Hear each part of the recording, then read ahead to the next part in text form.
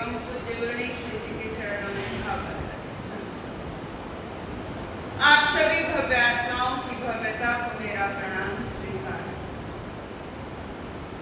जब शरीर का प्रत्येक अवयव भी उसी प्रकार करता है काम, जैसे पाचन तंत्र, आपका नर्वस सिस्टम, आपका उत्सर्जन तंत्र काम करते हैं, श्वसन तंत्र, मस्तिष्क इत्यादि सही काम करते हैं, तो लगता है कि हमारा शरीर ठीक ठाक काम कर रहा है। अगर शरीर के किसी अंग के अंदर गड़बड़ी महसूस होती है तो हमें लगता है कि हमारा शरीर गड़बड़ हो गया। इसी अस्तित्व का दूसरा घटक है इंद्रियां। केवल शरीर हो लेकिन उसमें चेतना हो, चेतना ना हो तो शरीर किस काम का है? शरीर मुर्दा है। इंद्रियां हो लेकिन उसके अंदर चेतना ना हो तो वो इंद्रियां किस काम की है? आंखें हो लेकिन उन आंखों में प्रकाश ना हो तो वह आंखें किस काम की है? कान हो, कानों के अंदर एक ऐसा प्रकाश ना हो जिससे हम सुन ना सके तो कान किस काम के हैं? किसी भी काम के नहीं है। तो अस्तित्व का जो दूसरा घटक है वो है इंद्रियां। शरीर के स्वस्थ होने पर भी इंद्रियां अस्वस्थ हो सकती हैं। कई बार व्यक्ति का शरीर तो ठीक ठाक लगता है लेकिन आंखों में दिक्कत आ गई, आंखों में सोजिश आ गई या किसी प्रकार का आईवी इत्यादि फैल गया तो आंखों को उसने अपने प्रभाव में ले लिया। अगर इंद्रियों का बहुत ज्यादा उपयोग करेंगे तो हमारी इंद्रियां बीमार पड़ जाएंगी। देखो, मोबाइल सुबह से शाम तक चलाते हो लेकिन एक टाइम ऐसा आता है कि भाई उसको चार्ज करना पड़ता है। ऐसे बहुत सारे मार्केट के अंदर प्रोडक्ट हैं जिनको चार्ज करना पड़ता है। इंद्रियों के पास कोई ऐसा सिस्टम नहीं है। इंद्रियां ढीली ढीली महसूस होती हैं। जब पैदा हुए थे बहुत सुंदर थी हमारी इंद्रियां, क्योंकि जब पेट से निकले थे तब इंद्रियों का इतना प्रयोग नहीं किया था और अब अधिक प्रयोग करते हैं। पूरा दिन देखना देखना देखना, आंखें खुली रहना, आंख बंद करना चाहते हैं, थोड़ी देर के लिए सोना चाहते हैं लेकिन इन आंखों को आराम ही नहीं मिलता। अगर हम इन इंद्रियों का अधिक उपयोग करेंगे तो हमारी ये इंद्रियां बीमार पड़ जाएंगी। अगर इंद्रियों का उपयोग नहीं होगा तो यही इंद्रियां निकम्मी हो जाएंगी। एक बंदा सोचे कि उसके कमर में दर्द है, उसके हाथ पांव में दर्द है, वो लेटा रहे। लेटे रहने का कोई फायदा होगा? आपकी इंद्रियां क्या हो जाएंगी जी? निकम्मी हो जाएगी। आंखें हैं, आंखें 24 घंटे बंद रहे, सोए रहे, लेटे रहे, क्या वो आपकी आंखें काम कर पाएंगी? आपकी आंखें नहीं काम कर पाएंगी। आंख से ज्यादा काम लेंगे तो आंखें बीमार पड़ जाएंगी। आंख से बिल्कुल भी काम नहीं लेंगे तो उसके अंदर भी क्या आ जाएगी? पटुता आ जाएगी। एक ऐसी दीवार आ जाएगी कि अब एक देखने की आदत ही नहीं रही है, लगातार सोने की आदत है। अगर हमें खाने की आदत पड़ जाए तो लगातार खाने की आदत बनी रहती है, सोने की आदत पड़ जाए तो सोने की आदत बनी रहती है।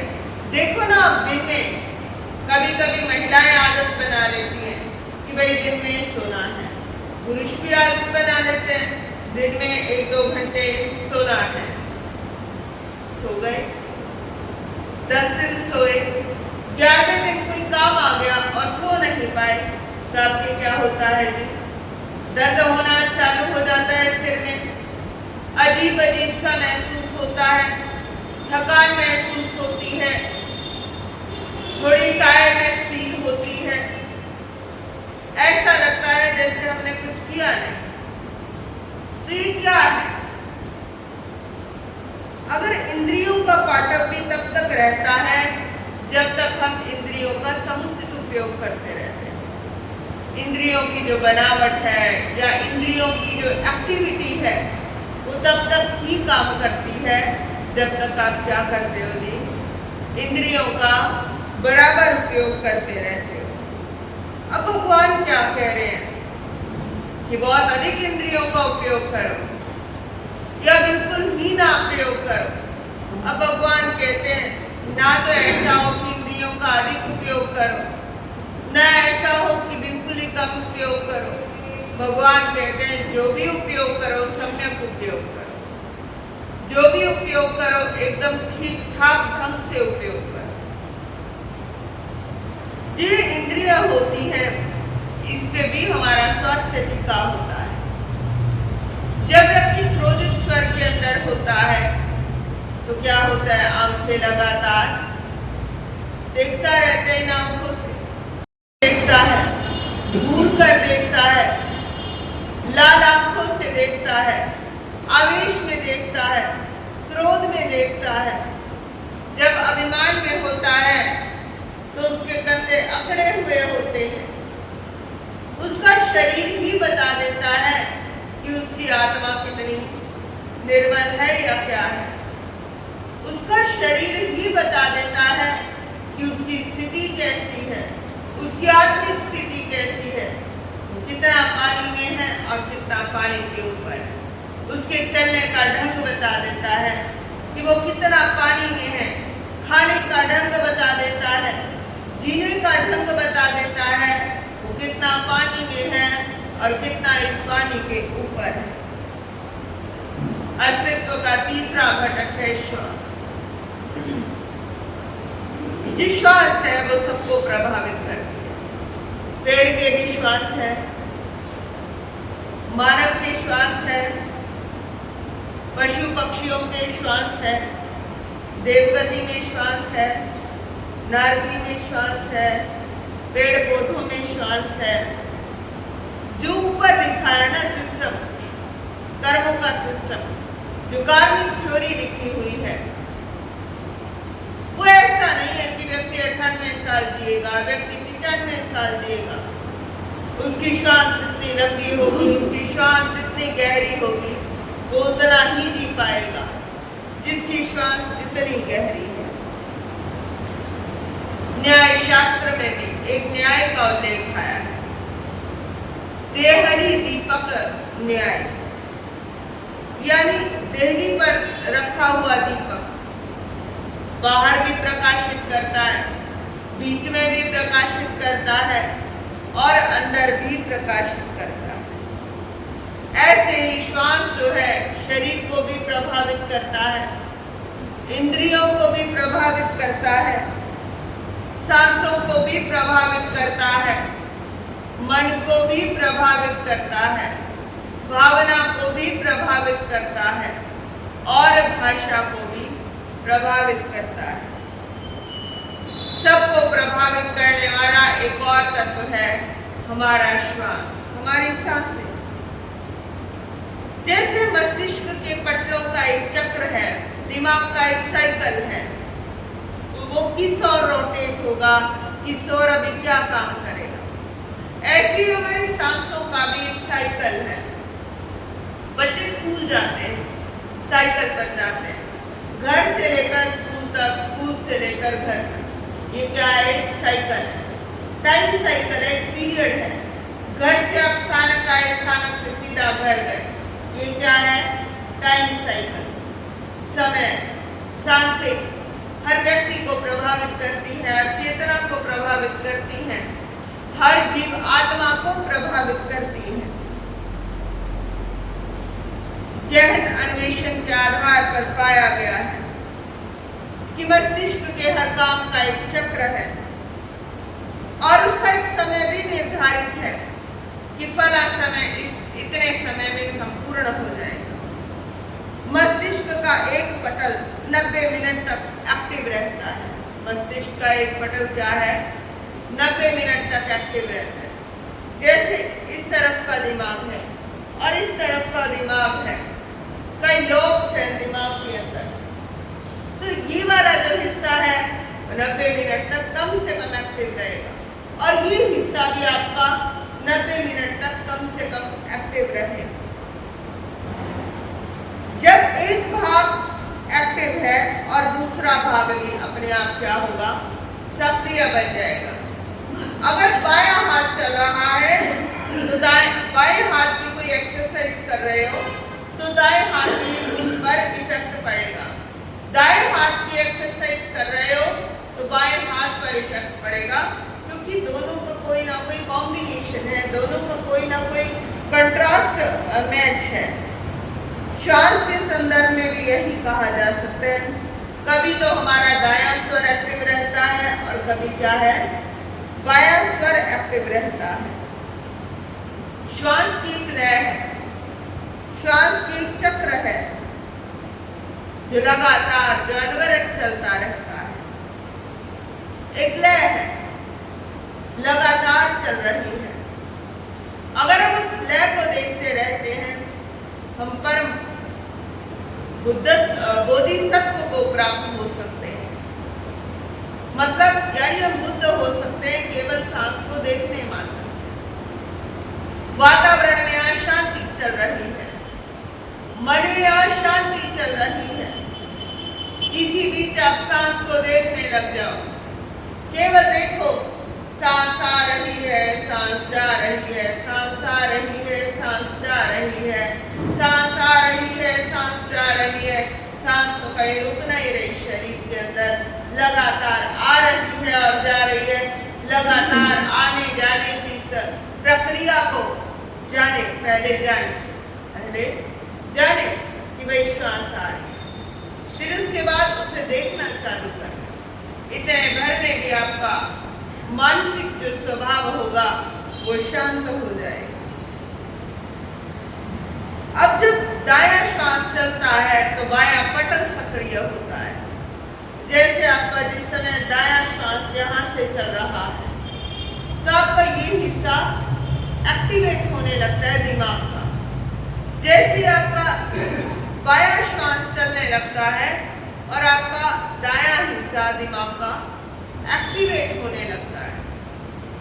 अब कोई व्यक्ति सोचता है कि भाई मैं अवचेतन मन को क्या करूं? एक्टिवेट कर दूं अवचेतन मन को, यानी सबकॉन्शियस माइंड को, क्योंकि अवचेतन मन की शक्तियों के द्वारा बहुत सारे अनसुलझे रहस्य भी प्राप्त हो सकते हैं, अनसुलझे रहस्य भी सुलझ सकते हैं। अवचेतन मन की शक्तियों के अंदर जो भी लोग बड़ी ऊंचाइयों को जिन्होंने स्पर्श किया है, वह अवचेतन मन के आधार पर ही उन्होंने स्पर्श किया है। इस अंदर योग में भी बहुत कार्य हुआ है। स्वर के उदय और अस्त होने पर भी बहुत सारे काम हुए।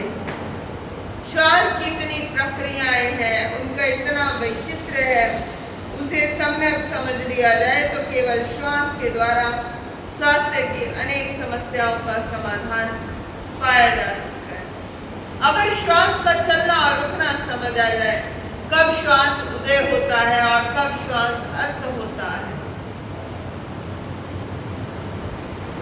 अब केवल श्वास जिस समय चेतना होती है तभी सांसें आती है। जिस समय आपकी आत्मा चली गई, क्या सांस आ पाएगी? सांस नहीं आ पाएगी। अगर सांस को लेकर आना है तो अपनी चेतना को क्या होगा? चेतना को सतत जागरूक रखना होगा। जितने लंबे गहरे सांस लेने चालू करोगे, उतना ही सुंदर आपको जीने का आनंद आ पाएगा। अन्यथा आपको जीने का आनंद ही नहीं आ पाएगा। आपकी चेतना है तो सब कुछ है। अगर आपकी चेतना नहीं तो ना आपका शरीर काम करेगा, ना आपकी इंद्रियां काम करेंगी और ना ही आप आपका श्वास काम करेगा। अस्तित्व का चौथा घटक है जी प्राण। अस्तित्व का एक और फैक्टर है, आत्मा का एक और फैक्टर है प्राण। कल भी बताया था, गाड़ी हो, गाड़ी में पेट्रोल ना हो तो गाड़ी किस काम की? शरीर हो, शरीर में आत्मा ना हो तो शरीर किस काम का? शरीर हो, शरीर में प्राण ना हो तो शरीर किस काम का? कई बार ऐसा होता है, कुछ कुछ बच्चे ऐसे भी पैदा होते हैं, शरीर भी है, आत्मा भी है, लेकिन प्राण नहीं है। बच्चा लेटा हुआ है, लेटा रहता है, बच्चा बैठ नहीं पाता है। बच्चे की स्थिति देखो कैसी हो गई है, किसकी वजह से ऐसी स्थिति हुई है, उस स्थिति को भी जानो और देखो भाई कर्म सत्ता के फलस्वरूप ऐसा हुआ है जी। कर्म सत्ता के फलस्वरूप ऐसा हुआ है। कई बार ऐसा होता है, शरीर होता है, आत्मा होती है, लेकिन शरीर के कुछ हिस्सों पर क्या नहीं आते? प्राण नहीं आ पाते। आंखें हैं, लेकिन आंखों के अंदर, आंखों को बाहर की चमक दिखाई नहीं दे रही। क्या आंखें किसी काम की होंगी? नहीं, आंखें किस काम की होंगी? नहीं काम की होंगी। शरीर हो, शरीर के अंदर प्राण ना हो तो आपको जीने का आनंद नहीं आएगा। जीभ मिली है आपको चखने के लिए। कोविड के अंदर क्या स्थिति हो गई थी? टेस्ट चला गया, स्मेल चली गई। क्या मजा आ रहा था कुछ खाने का? जिन लोगों को कोरोना हुआ होगा उस समय टेस्ट चले गया, स्मेल चले गई, कोई जीने का मजा नहीं होता। अस्तित्व का चौथा घटक है प्राण। यह अस्तित्व का मूल आधार है। मनुष्य जीवन या किसी भी प्राणी का आधार है प्राण। जब श्वास प्रेक्षा का प्रयोग कराया जाता है, यानी कहा जाता है कि भाई अपनी सांसों को देखो, केवल सांसों को देखो, इतने से हिस्से से देखो। अगर पूरा ना देखा जाए कि सांस कहाँ से आ रही है, कहाँ से जा रही है, केवल इतना ही महसूस कर लो, यहाँ से आते और यहाँ से जाते महसूस करो। आपकी नाक के अंदर कुछ कुछ स्पंदन होगा और देखते देखते देखते देखते धीरे धीरे आप कहाँ चले जाएंगे? आप अलग ही ध्यान के अंदर चले जाएंगे। बहुत ही आसान सी प्रक्रिया है, बहुत ही आसान सा प्रोसेस है, जिसे महात्मा बुद्ध ने तो कह दिया आनापानसति योग या विपश्यना कह लो। भगवान महावीर स्वामी ने भी जिसे ध्यान की विधि के अंदर गिना है। इसे धारणा भी कहा जा सकता है। धारणा से ही तो आप ध्यान में जाते हैं और ध्यान से धीरे धीरे आप समाधि में चले जाते हैं। लेकिन ऐसा देखा है, ऐसा मैंने पाया है, ऐसा मैंने खोजा है कि भाई बहुत से व्यक्ति ऐसे हुए हैं, अनेकानेक व्यक्ति जिन्होंने ध्यान की अतल गहराइयों को स्पर्श किया है। उन लोगों ने क्या किया है? कहीं ना कहीं उन लोगों ने श्वास को देखा है। इसी वजह से वो जीवन की गहराइयों को उन्होंने स्पर्श किया है। अब 5 इंद्रियां हैं, 5 इंद्रियों के भी बल प्राण है। सांस का भी बल प्राण है, भाषा का भी बल प्राण है, आयुष्य का भी बल प्राण है। अब सांस आ रही है, लेकिन सांस एक आना महसूस होना चाहिए। उस सांस के अंदर थोड़ी फोर्स होनी चाहिए, ताकत होनी चाहिए। महसूस नहीं होगी तब की समस्या है। अगर श्वास नाभि के यहाँ के 2 अंगुल नीचे से आने और जाने का जो प्रोसेस है, नाभि के 2 अंगुल नीचे तक जाती है, जिसे जापान के अंदर टनल कहा जाता है। और यहीं से लौटकर फिर चली जाती। इस देखने भर को भी, इसे महसूस करने भर को भी आपको चेतना के साथ आप जुड़ सकते हो, केवल इसे देखते हुए, केवल इसे जानते जानते। ये बात थोड़ी विचित्र लग सकती है। कहते हैं कि जिसे परमात्मा का साक्षात्कार करना है या जिसे स्वयं परमात्मा जैसा एहसास करना है कि भाई मैं थोड़ी देर के लिए मैं परमात्मा होना चाहता हूँ या परमानेंट भी होना चाहता हूँ, केवल आती जाती सांस को देखो, लेट कर देखो तो और अच्छा है, बैठ कर देखो तो और बहुत ही अच्छा है, खड़े होकर देखो और भी अच्छा है, बाईं करवट देखो तो भी अच्छा है, दाईं करवट देखो तो भी अच्छा है। सांस को देखो, केवल और केवल, इससे ऊपर कुछ मत करो। आती जाती सांस, सांस आ रही है, सांस जा रही है, सांस आ रही है, सांस जा रही है, ये ध्यान है। आपके सामने कई बार कोई व्यक्ति आकर गुजर कर चला जाता है, लेकिन आपको पता ही नहीं लगता कि वही व्यक्ति गया है आपके सामने से गुजर के, या आपके सामने खाना पकाया जा रहा है, या आपके सामने अमुक अमुक व्यक्ति आए हैं, आपके ख्याल में नहीं रहता। क्यों नहीं रहता? क्योंकि आपका क्या नहीं है जी, ध्यान नहीं है। ध्यान आपको यही तो सिखाता है आपके आसपास क्या हो रहा है, उसे जानो और आप देखो, सारी स्थितियों को देखो, सारी परिस्थितियों को देखो, जानो और देखो। वहां पर कुछ रिएक्शन ना करो। जितना जानोगे, जितना देखोगे, उतना आपको जीने का आनंद आएगा। कई बार व्यक्ति बड़ी स्पीड से भोजन खा रहा होता है, उसे पता ही नहीं होता कि उसकी थाली के अंदर कितनी रोटियां परोसी थी उसे। ये हमें कम से कम पता तो होना ही चाहिए कि कितना हम खा रहे हैं, क्या हम खा रहे हैं, क्या हम पका रहे हैं, क्या घर में आने वाला है, ये पता होना चाहिए। कई बार व्यक्ति नहा रहा है, नहाते नहाते सामने असंख्यात जीव है, चींटियां हैं, मक्खियां हैं, मकोड़े हैं, मच्छर हैं, पता ही नहीं लगता। और बहुत सारे जीव क्या होते हैं, मर जाते हैं। ध्यान आपको क्या सिखाता है? होश भी तो सिखाता है। ध्यान आपको होश में जीना ही तो सिखाता है। ध्यान आपको जागना सिखाता है कि भाई उठो, जागो और कदम बढ़ाओ एक ऐसे मार्ग पर जहां पर केवल प्रकाश ही प्रकाश हो, जहां पर केवल आलोक ही आलोक हो, जहां पर अंधेरा ना हो। जहां पर प्रकाश होगा वहां पर अंधेरा कैसे हो सकता है, और जहां पर अंधेरा होगा वहां पर प्रकाश कैसे हो सकता है?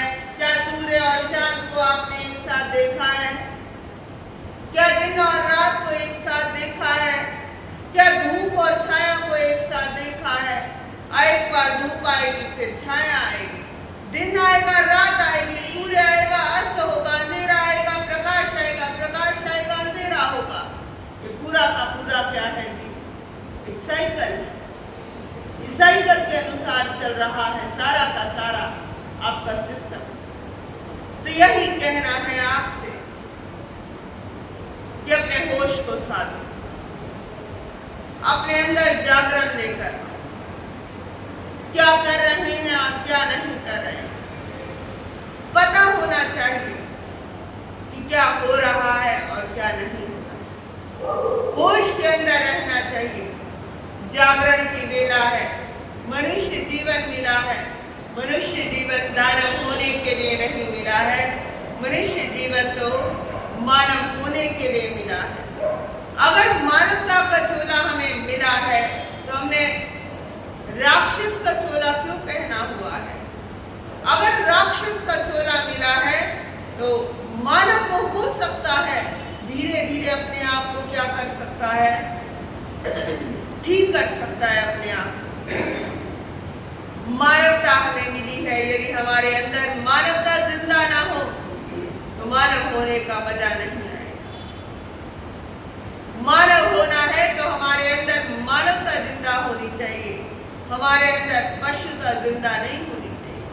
पशु तो मरने के बाद भी सौ काम आता है, लेकिन मानव का तन इस काम आता है, राख हो जाता है। इतना होश ही नहीं है, इतना बोध ही नहीं है कि भाई हम जीते जी रक्तदान कर दें, जीते जी नेत्रदान कर दें, अंगदान कर दें, इतना होश ही नहीं आता है। मानवता खत्म होती जा रही है, करुणा खत्म होती जा रही है। तो आपके अंदर क्या होना चाहिए जी?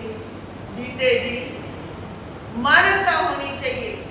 मानव का चोला मिला है, यदि आपके अंदर मानवता नहीं है तो आपके जीने का कोई फायदा नहीं है। फिर तो इस धरती पर आप क्या है जी? बोझ। तब जिंदगी के अंदर एक सुंदर मानव बन, मनुष्य जीवन दुर्लभ है।